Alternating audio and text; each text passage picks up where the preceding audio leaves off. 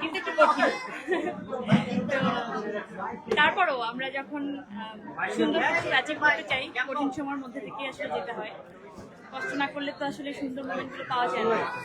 আমার মনে হয় কালকে আপনাদের সাথে দেখা হলো, আজকে দেখা হচ্ছে, আগামী কালকেও দেখা হবে ইনশাআল্লাহ। কালকেও সবার একটা ধানমন্ডিতে একটা ওপেনিংই আছে। তো এই তো বছরের শুরুটা অনেক ভালো যাচ্ছে এবং আমার মনে বিয়ে বাড়িতেও যে বিয়ে পারফর্ম করে বাংলাদেশি কোনো নায়িকা যদি কোনো কিছু ওপেনিং করে তাকে ফিতা কাটা নায়িকাটাকে, আসলে আপনিও তো এখন অনেক ওপেনিং এ যান, সেইটা কেন আপনিও ডাকেন, আমার কোনো সমস্যা নেই। আপনি আমাকে ডাকেন, কোনো সমস্যা নেই আমার।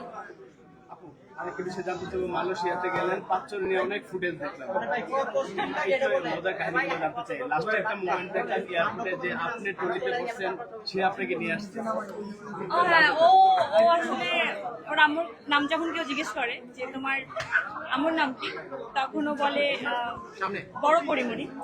আর যখন ও আমাকে সারাক্ষণ আসলে বাচ্চা ট্রিট করে, যে লাইক আমি যদি কিছু করি, যদি কিছু পছন্দ না হয় বা ও কিছু আমাকে বলতে চায়, তাহলে বলে এই বেবি পড়ি বেবি